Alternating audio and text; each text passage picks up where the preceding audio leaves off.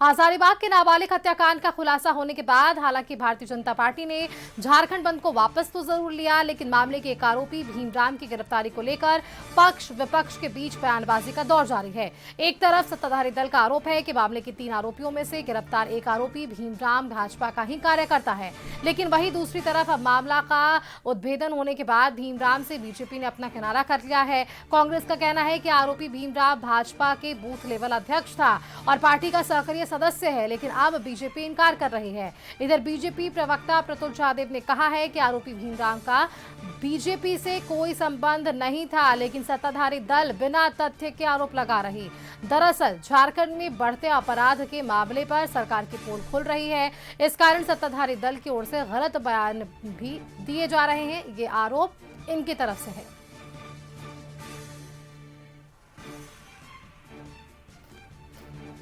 तो भीमराव को लेकर अब पूरी जो है दांव पेच नजर आ पा रही है कि आखिरकार वो बीजेपी के कार्यकर्ता हैं भी या नहीं, लेकिन इन सब के बीच ये जरूर स्पष्ट है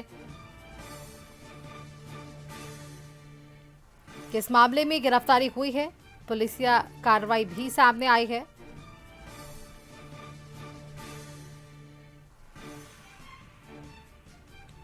और आरोप जरूर लग रहे हैं कि वो बीजेपी के नेता हैं, हालांकि वो हैं या नहीं इस पर जांच जारी है। और जिस तरह से जो आक्रामक तेवर नजर आया था बीजेपी का, वो अचानक से शांत हो गया, शायद इसलिए भी क्योंकि जिस तरह से मामले का खुलासा हुआ है उस खुलासे ने सभी को चौंका दिए। बाही हत्यारण निकली, जिस वजह से तमाम जो कह सकते हैं खबरों पर विराम लग गया। हमारे साथ विशेष संवाददाता राजीव मोहन लगातार बने हुए हैं। राजीव जी, देखिए, जो हजारीबाग का मामला था, ना सिर्फ जिस तरह से आम जनता से जुड़ा हुआ ये मुद्दा, बल्कि राजनीतिक परिप्रेक्ष्य में भी ये महत्वपूर्ण इसलिए बन गया क्योंकि बीजेपी ने इसे राजस्व सरकार की नाकामी बताया कि किस तरह से दुष्कर्म हुआ, हत्या हुई और उसके बाद भी गिरफ्तारी नहीं। लेकिन पुलिस ने जो कार्रवाई की और उसके बाद जो बीजेपी के नेता भीमराम होने की बातें कही गई, उस पर तो बीजेपी ने किनारा कर लिया। यहां तक कि उन्होंने अपने मशाल जुलूस जो आज निकलना था उसे भी उन्होंने वापस लिया, यानी कि उसे समाप्त करने की बात कही और झारखंड बंद के आह्वान को भी वापस ले लिया गया। देखिए सुष्मिता, ये हजारीबाग नाबालिग हत्याकांड मामले का खुलासा नरबली के रूप में हुई, लेकिन उसके बाद भी जो उसमें 3 आरोपी हैं, जिसमें भीमराम की गिरफ्तारी को लेकर अभी भी पक्ष विपक्ष में बयानबाजियों का दौर जारी हो गया है।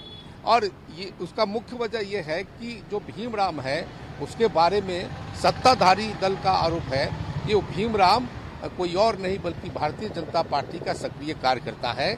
बूथ लेवल वो अध्यक्ष रहा है और पार्टी के कई कार्यक्रमों में वो जाता रहा है। और जब ये घटना हुई थी और आंदोलन हुआ था तो उसमें भी वो सक्रिय था। इसलिए सत्ताधारी दल जो है भारतीय जनता पार्टी पर भीमराम को लेकर बड़ा सवाल खड़ा कर रहा है कि जो लोग इस हत्याकांड को गंभीर बताते हुए सरकार को घेरने का प्रयास कर रहे थे, आज उन्हीं का एक आदमी, उन्हीं का एक कार्यकर्ता इस पूरे घटनाक्रम का एक तरह से कहें तो मास्टरमाइंड निकला है। तो इसको लेकर जो है सत्ताधारी दल के जो नेता हैं, बड़े नेता हैं, यहाँ तक कि असम दौरा पर गए, विधानसभा चुनाव को लेकर गए हेमंत सोरेन जो झारखंड के मुख्यमंत्री हैं, उन्होंने भी बयान जारी कर जो है भारतीय जनता पार्टी पर सवाल खड़ा किया है कि उन्हीं के दल का एक व्यक्ति इस प्रकार की घटना को अंजाम दिया। उनके पार्टी के और भी बड़े नेता, विनोद पांडे जैसे बड़े नेताओं ने भी इस पर प्रतिक्रिया दी है और भारतीय जनता पार्टी को सवालों के घेरे में खड़ा किया है। लेकिन इससे पहले भारतीय जनता पार्टी ने इस पूरे मामले को सिरे से खारिज कर दिया। भाजपा के प्रदेश अध्यक्ष आदित्य साहू ने कल रात्रि में 9:15 के आसपास में वो अचानक आए, दिल्ली से वो लौटे थे और उसके बाद उन्होंने एक प्रेस कॉन्फ्रेंस की और उसमें उन्होंने साफ तौर पर कहा कि जो भीमराम है उससे पार्टी का कोई लेना देना नहीं है, पार्टी का कोई संबंध नहीं है। यह एक राजनीतिक साजिश के तहत भारतीय जनता पार्टी को बदनाम करने के लिए सत्तारूढ़ दल के नेता इसको हवा दे रहे हैं। तो देखिए, पूरा मामला अब भीमराम पर ही अटका हुआ है और अब सत्ताधारी दल के नेता ये कह रहे हैं कि भारतीय जनता पार्टी को इस बात से इनकार नहीं करना चाहिए और चूंकि उनके पार्टी से जुड़ा है, तो ये अगर भारतीय जनता पार्टी प्रूफ मांग रही है, साबित करने की बात कर रही है, तो सत्ताधारी दल इसे कैसे साबित कर सकता है? ये तो उन्हीं के पास उनका डॉक्यूमेंट्स होगा। लेकिन विभिन्न कार्यक्रमों में भीमराम गए हैं, इस बात का सबूत है कि भीमराम जो है भारतीय जनता पार्टी का कार्यकर्ता है और अभी भी है।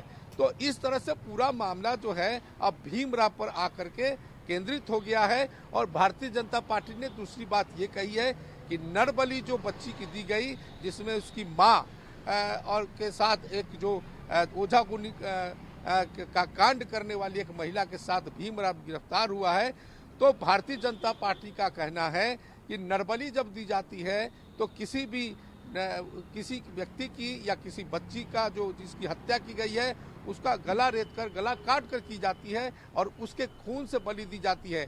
लेकिन जो बच्ची का डेड बॉडी मिला है, वो डेड बॉडी बिल्कुल छत बिछत स्थिति में मिला। और तो राजीव जी, जो बीजेपी की तरफ से इस पर प्रतिक्रिया सामने आई, जो आप भी जिक्र कर रहे हैं, तो कैसे कि मान लें कि बीजेपी जो प्रशासनिक अब तक खुलासे हुए हैं, जिस पर बीजेपी की तरफ से जो प्रतिक्रिया अब सामने आ रही है, उसे भरोसा नहीं प्रशासन पर कि जो खुलासे हुए वो क्या सही है? नहीं, बिल्कुल भारतीय जनता पार्टी ये कह रही है कि मामले का पटाक्षेप हुआ है, उस बात से इत्तेफाक रखते हैं। लेकिन जो ये कहा जा रहा है कि नरबली दी गई है, वो नरबली अगर दी जा रही है तो किसी भी व्यक्ति का गला काटा जाता है नरबली में, न कि पत्थर से कूदकर उसकी बलि दी जाती है। और यही कारण है कि आदित्य साहू ने इस पूरे मामले की जांच न्यायिक प्रक्रिया से इसकी जांच की मांग की है। तो कहीं ना कहीं जो है भारतीय जनता पार्टी अभी भी इस बात पर अड़ी हुई है कि जो घटनाक्रम हुई है उसमें पीड़िता को न्याय नहीं मिला है और जो मामला है उसको कहीं ना कहीं छुपाने का प्रयास किया जा रहा है। और यही कारण है कि उन्होंने कहा है कि इसकी न्यायिक जांच होनी चाहिए, तभी दूध का दूध और पानी का पानी साफ होगा। लेकिन भारतीय जनता पार्टी के इस आरोपों को सत्ताधारी दल के नेता पूरी तरह से सिरे से खारिज कर रहे हैं और कह रहे हैं कि वो जो भीमराम है, भीमराम को बचाने के लिए भारतीय जनता पार्टी इस तरह का बयानबाजी कर रही है। सुष्मिता। बिल्कुल राजीव जी, बहुत शुक्रिया आपका हमारे साथ जुड़ने के लिए। तमाम जानकारियां आपने साझा की हमारे दर्शकों संग। फिलहाल यहाँ पर वक्त एक छोटा सा ब्रेक का है, जल्द वापस लौटेंगे।